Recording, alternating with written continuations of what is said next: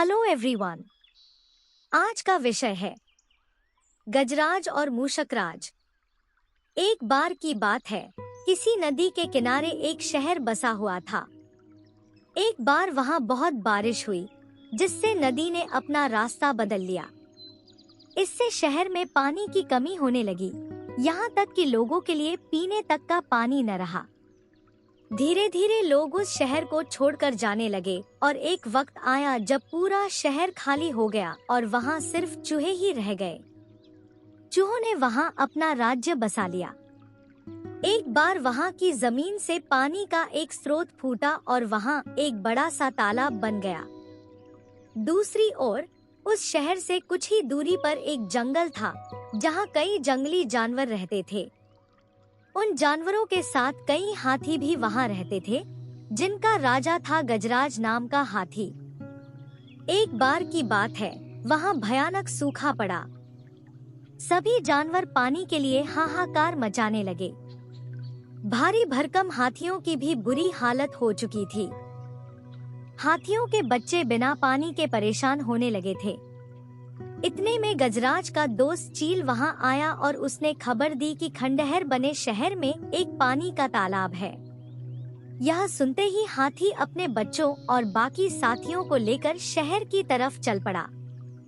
कई हाथी उस ओर चल पड़े। रास्ते में चूहों का शहर भी पड़ा। उन विशाल हाथियों के पैरों तले कई चूहे दबकर मर गए। इतना ही नहीं, हाथी फिर उसी रास्ते से वापस आए और कई और चूहे फिर मारे गए। ऐसा कई दिनों तक चलता रहा और इस बात की खबर चूहों के राजा मूषकराज तक भी पहुंची। वो इस बात को लेकर बहुत चिंतित हुआ। उसके मंत्रियों ने मूषकराज को कहा, महाराज, आपको जाकर गजराज से इस बारे में बात करनी चाहिए। उनकी बात सुनकर मूषकराज गजराज के जंगल उससे बात करने गया। एक बड़े से पेड़ के नीचे गजराज खड़ा था। मूषकराज वहां सामने पड़े एक बड़े से पत्थर पर चढ़ गया और कहने लगा, गजराज को मेरा नमस्कार। मैं मूषकराज हूँ। मैं उस खंडहर बने शहर में अपनी प्रजा के साथ रहता हूँ। हाथी को मूषकराज की बात ठीक से सुनाई नहीं दे रही थी। वो थोड़ा नीचे झुका और चूहे की तरफ अपने कान करके बोला, हे नन्हे प्राणी, आप कुछ कह रहे थे, क्या आप फिर से कहेंगे? यह सुनकर मूषकराज ने फिर से अपनी बात दोहराई, मैं मूषकराज हूँ। मैं उस खंडहर बने शहर में अपनी प्रजा के साथ रहता हूँ। आप और आपके अन्य हाथी मित्र जब भी तालाब की ओर जाते हैं, तो कई चूहे आपके पैरों तले दबकर मर जाते हैं। कृपया करके ऐसा न करें, वरना बहुत जल्दी हम में से कोई नहीं बचेगा। यह सुनने के बाद गजराज दुखी होकर बोला, मुझे पता ही नहीं था कि हम इतना बुरा कर रहे थे। हम तालाब तक जाने के लिए कोई और रास्ता ढूंढेंगे। यह सुनते ही चूहा बहुत खुश हुआ और बोला, गजराज, आपने मुझ जैसे छोटे से प्राणी की बात सुनी।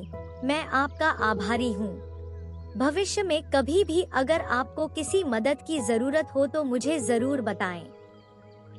गजराज ने मन में सोचा कि यह इतना छोटा सा जीव मेरे किस काम आएगा, इसलिए उसने चूहे को मुस्कुराकर विदा किया। कुछ दिनों तक सब कुछ ठीक चल रहा था कि एक बार पड़ोसी देश के राजा ने अपनी सेना को मजबूत करने के लिए हाथी रखने का फैसला किया। राजा के मंत्री और उनकी सेना ने जंगल में कई हाथी पकड़े।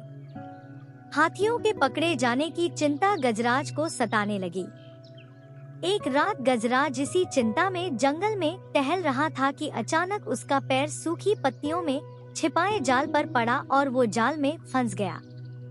हाथी जोर जोर से चिंघाड़ने लगा, लेकिन कोई उसकी मदद के लिए नहीं आया। इसी बीच एक भैंस ने हाथी की आवाज सुनी। वो गजराज का बहुत आदर सम्मान करता था, क्योंकि एक बार गजराज ने भैंस को गड्ढे से निकालकर उसकी जान बचाई थी। गजराज को जाल में फंसा देख वो बहुत चिंतित हुआ और बोलने लगा, गजराज, मैं आपकी मदद के लिए क्या करूं? अपनी जान देकर भी मैं आपकी मदद करूंगा गजराज। गजराज ने कहा, तुम जल्दी से जाकर उस खंडहर शहर में रहने वाले मूषकराज को मेरी खबर दो। गजराज की बात सुनकर भैंस दौड़ता हुआ मूषकराज के पास गया और उसे सारा हाल बताया। मूषकराज ने जैसे ही यह बात सुनी वो अपने कई सैनिकों को लेकर भैंस की पीठ पर बैठ गया और गजराज के पास पहुंचा। फिर चूहों ने मिलकर जाल को काटा और गजराज आजाद हो गया। इसके बाद गजराज ने मूषकराज को धन्यवाद कहा।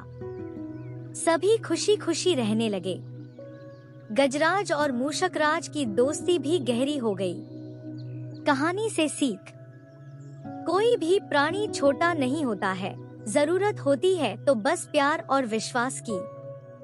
आपसी प्यार हर तरह के दुखों को दूर कर सकता है। आज की क्लास में बस इतना ही। मिलते हैं अगली वीडियो में।